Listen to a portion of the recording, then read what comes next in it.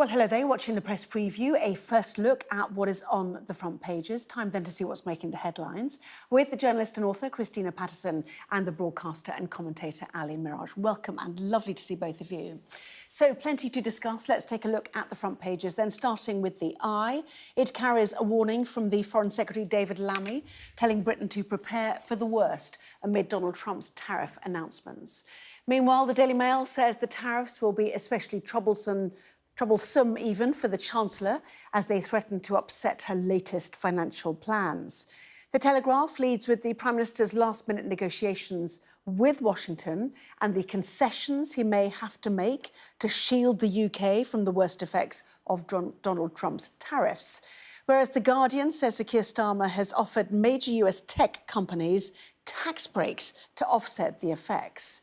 Financial Times says investors are pouring their cash into gold as economists brace themselves for the impact of Donald Trump's Liberation Day. In the Times, MPs have warned businesses to brace themselves for the immediate effect of Trump's tariffs as the Prime Minister continues to seek a deal with the US. The Metro reports that dozens of women have called the police to say they were raped by student Zhenao Zhu, who authorities now believe may be Britain's most prolific sex offender.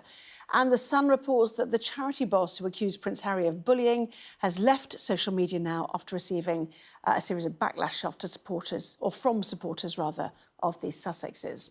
So let's talk more. Christina and Ali are here. Talk tariffs. In fact, looking ahead to tomorrow. Brace, it feels like, Ali.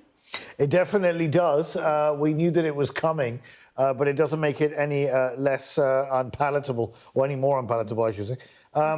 It looks like it's going to be 20%, but we don't know. He's going to make an announcement in the garden of the White House, we understand, later this evening, US time. We knew that 25% was already coming in on imported cars and aluminium and steel. But now this is going to be much, much broader, is our understanding. And the real question is, and David Lammy's being quoted on the front of the Eye here, saying that we must prepare for the worst. Well, no surprise for guessing that. The question is, what does Britain do in response? Do we roll over or do we play hardball? It looks like at the moment we're going for the rollover tactic, which is going to be around trying to reduce the digital service tax. It looked like the letter for a state visit from the King didn't quite do the job. And this is where you feel that because we're outside the EU is going to play hardball, as we understand it. Ursula von der Leyen has been coming out and saying that they have got a whole list of things ready to retaliate with. We seem to be going for a different approach. We'll see what happens in the next few days. Right, so which approach would you have gone for? Well, I think Trump understands strength, and no one wants a tit-for-tat trade war, particularly when we've already got cost of living issues and the economy's teetering on the brink of effectively a recession. I don't want to talk ourselves into it, but it's pretty bad. But I think you have to play hardball. I mean, if you want to dance Donald Trump, well, dance. You know, I think that's the approach you have to take. I don't think rolling over and trying to placate them with a digital service reduction in tax to Elon Musk and his cronies is going to do any good for us at all, quite frankly.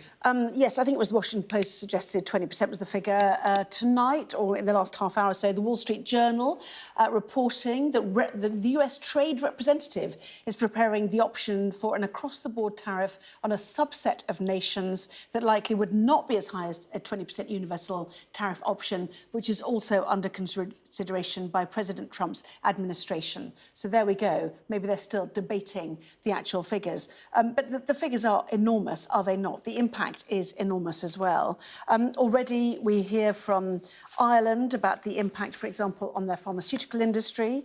Export of pharmaceutical products from Ireland to the US could reduce by around half, they suggest. Enormous numbers of people work in that, 45,000 people employed in Ireland's pharmaceutical companies.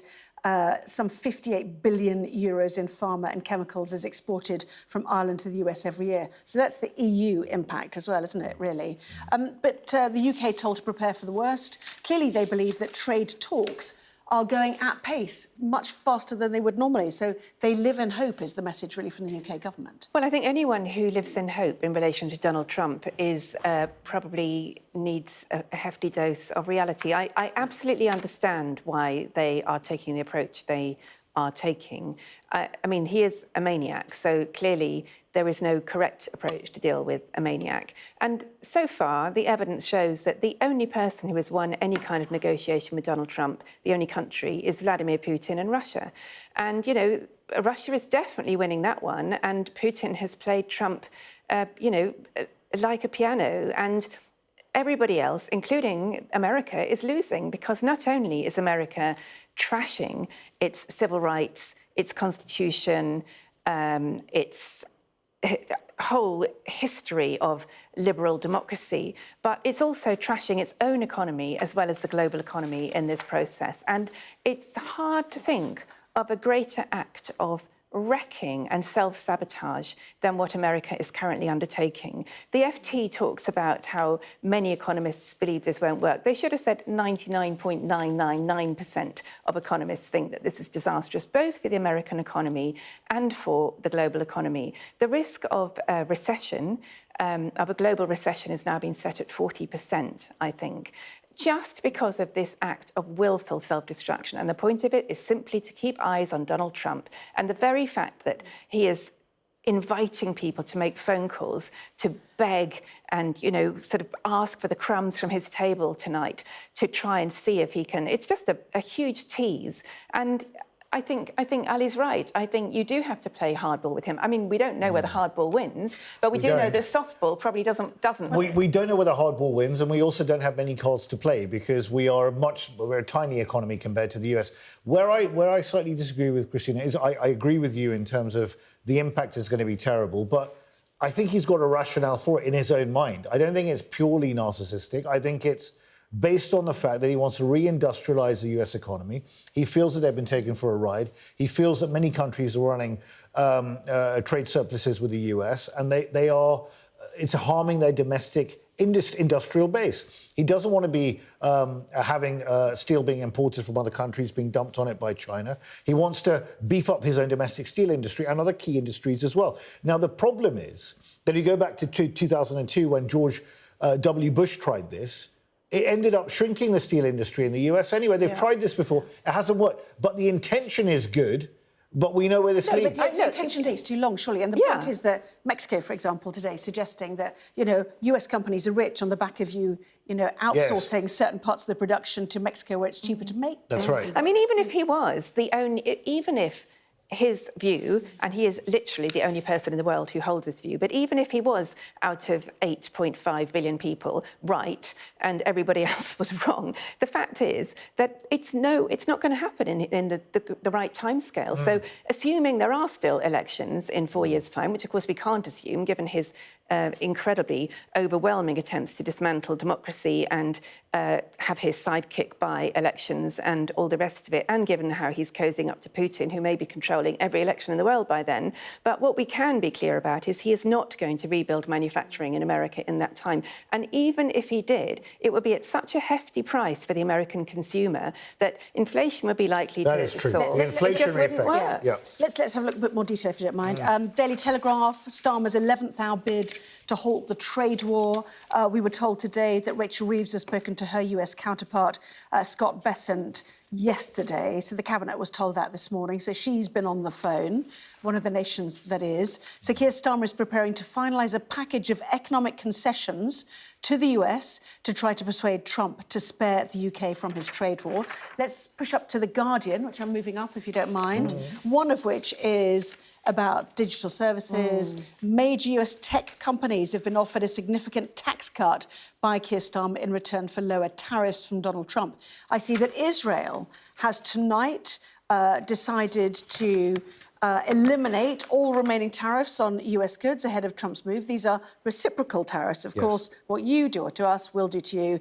Israel, for example, has taken all of its away. Anyway, what do we give up in order to avoid a trade war is the point of these stories, I guess. Well, our tech, I'm very worried about the tech side of things. I mean, already we've seen what American tech is doing to the world, and we've got Elon Musk, who's turned X/Twitter into a mouthpiece for his own far-right views, and he's actively interfering in the politics and the elections of other countries. So, you know, the idea of us reducing taxes on the tech bros, given all the damage they're doing, and the fact that both Musk and Zuckerberg at Facebook, at Meta, have now removed all fact checkers, and, you know, and they're all kowtowing to Trump. All of that is depressing enough.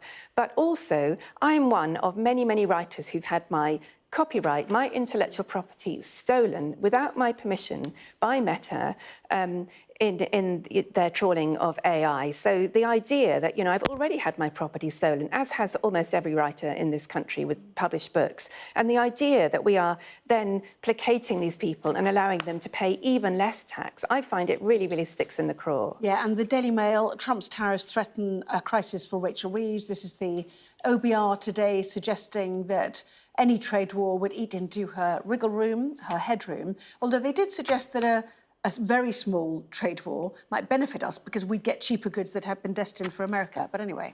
Well, that might happen. And China's probably rubbing its hands with glee at that prospect. I mean, when you're living in a world where China is now a status quo power and the US has become an errant vandal, I mean, you know that the world has completely changed.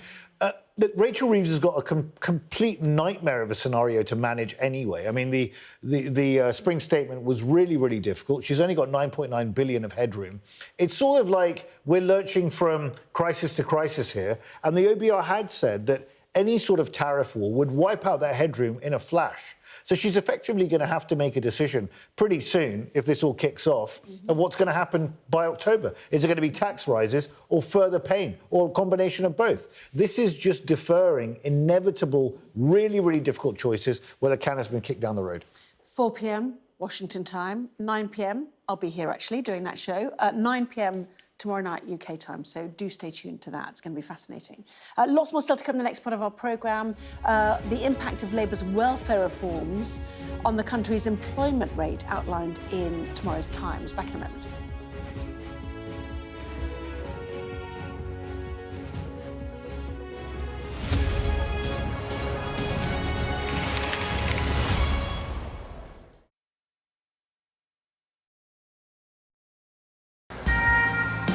This is how you travel when the mafia wants to kill you. He's almost given up his own freedom, but that's the price he's willing to pay. Here, they don't just arrest and Ndrangheta mafia members, they also live among them. Time after time, I've seen the devastating impact of extreme weather and climate change. We don't have much snow at the moment. They've had a warm spring and exceptionally hot summer, and that means they're expecting to lose more than 3 times the amount of ice than they usually do. Flames are still forcing people from their homes and leaving many questioning their futures. Here was my life. We have nothing. I can't say anything, it's so sad. This disaster is testing the resolve of everyone on this island. The only way out now is by boat. Everything you see is devastated, and the misery being felt by people living here is repeated in towns and villages across Central Europe. Sky News, get the full story first. Turkey is burying its dead. The loss is profound. Whole families died in this collapse, generations wiped out. The violence has penetrated the heart of the city rather than being contained to the estates around the edge, and that speaks to the level of anger being felt here. In Sweden, police have seized a lethal stash. This is just a small sample of the deadly arsenal taken off the streets. This is an example of an advert, really. Anyone of any age could say, I'll do that for £1 million, and then have to go and shoot someone. Yes. I'm Siobhan Robbins, Sky's Europe correspondent based here in Berlin. I want to start the programme today with an aim, a story that I can't get out of my head. The campaign has now started. This is your chance. Tell people. This is the Politics Hub. It's not correct. The tax burden is projected to go up. No, I am talking about No, but I'm not. This is my interview. Look, this is ridiculous. No one does care about us. I'm really interested in that. On the Politics Hub, we like to push the boundaries. He's got the majority. The question is, what is he going to do with it?